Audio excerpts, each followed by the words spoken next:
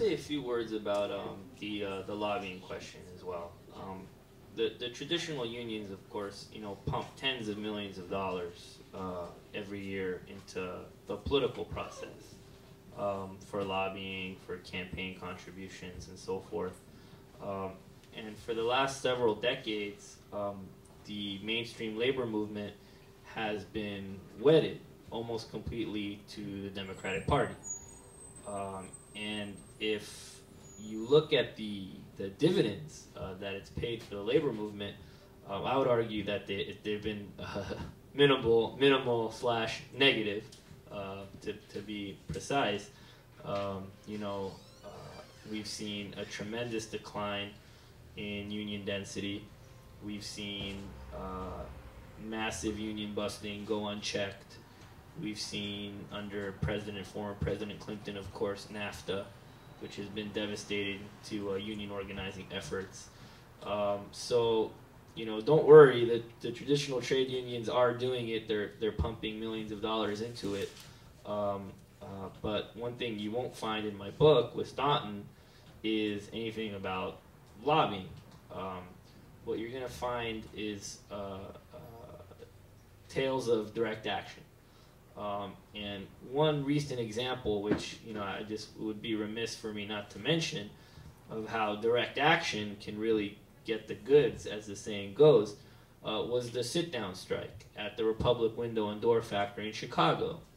Now, these folks were dealing with a company which was defunct, closing down the factory, was stiffing them for money, was removing assets, machinery from the factory.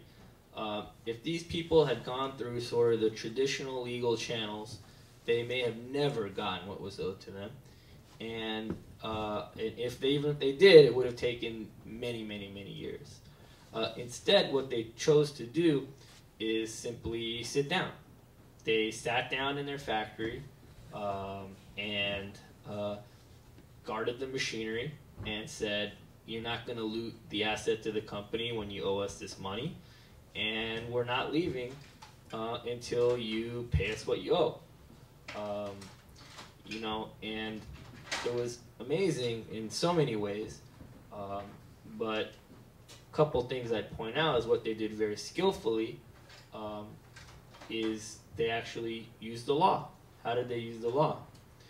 They correctly pointed out that what the company was doing violated a federal law called the WARN Act. The WARN Act, in very limited situations, protects the right of large groups of workers who are subject to mass layoff to receive certain notification, and if that notification isn't given, to damages. So they correctly articulated this violation, which was very smart. And it's another example, piggybacking on what Liberty said of how, you can use the law in certain ways to make the organizing better. By doing that, the way the public and the media interpreted the sit-down strike actually wasn't, "Oh my God, these workers they're trespassing, these are criminal lawbreakers," which the media could have gone in that direction. But I think it's a real credit to those workers and their union, the United Electrical Workers, which is a union with a rank-and-file commitment. They came quickly with the company's a lawbreaker. The company broke the law. That's why we're here. And if you look back at the news reporting on the strike, that was the frame.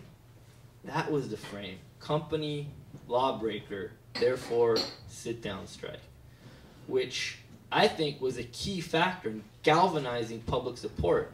In addition to the public support, it even really, I have to admit, I was really shocked by this. Didn't predict the fact that it actually galvanized support from politicians, mainstream politicians, who are not known to have sympathy towards direct action, were falling over themselves. Yeah. Falling over themselves to get to the strike so they could stand up with the workers. I said, wow, things have really changed. It was a really remarkable effort, and it ended with victory. It ended with them receiving all the money that they were owed. So I hope we can use that strike in our own work, no matter what our work is, as an inspiration and as an idea, maybe a spark towards more of that kind of activity, because there's just nothing like it. I mean, there's just something incredibly awesome about the power of direct action and how it can just move things when you don't allow your adversary to define the rules of engagement. You don't play on their skewed playing field. You use your own power as a worker, as a tenant, as a community member to make things right. The direct action allowed the workers to be in the driver's seat. So it kind of forced the politicians to come and confront that in the frame that it was already constructed. And I hear that. Had the workers gone to the politicians and tried to done it status quo, like you point out, I think you were leading to this, it would have been watered down, co-opted, wouldn't have made any headlines, and they might have gotten a settlement in who knows how long. So the direct action actually forced the politicians' hands to play ball in the way that paradigm was properly constructed. That was an awesome victory. Absolutely, absolutely. And there are more victories waiting to happen. I mean, look at our city alone, folks. Look at what we can do. You know, and I know there's people in the audience today that have the energy, the intellect, and the initiative to do it. Look at the subway cuts that are coming down the pipe. Now, there's an advocacy group that looks at riders' rights and so forth, and I believe they do fine work, you know, not against them. But why isn't there a subway riders association like there's a bus riders union in LA? I mean, this is a simple thing that can be done. Of those of us who ride the subway, raise your hand if you ride the subway. All right, there we go. Okay, so we have some potential members.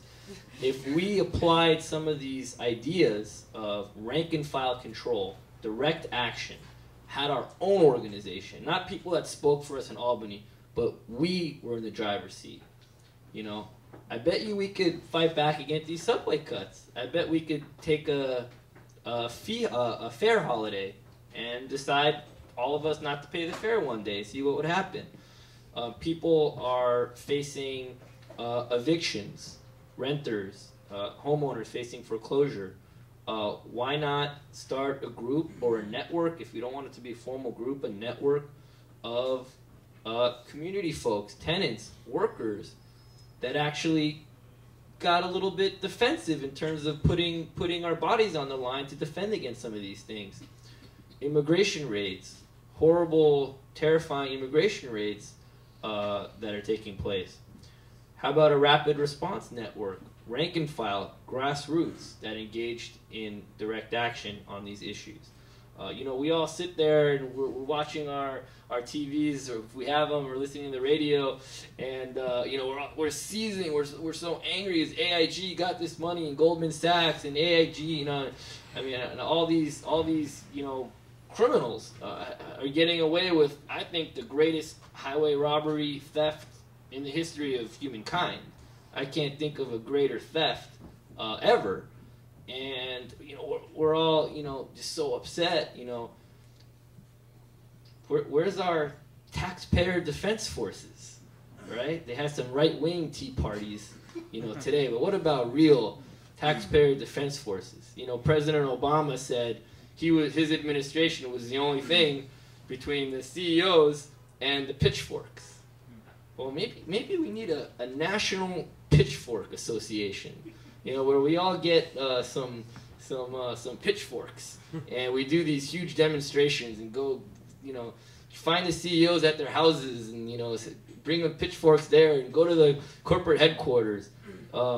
Point being, folks, there is such a tremendous opportunity out there right now to really fight to win against these corporations. You know, they've dominated our lives for far too long. And I just really hope that, you know, not only here tonight, but when we wake up tomorrow morning and the next day and the next day, we really start to coalesce in strong groups, whether it's at work, in the community, or as tenants, and start to, you know, deliver some heavy blows back at them.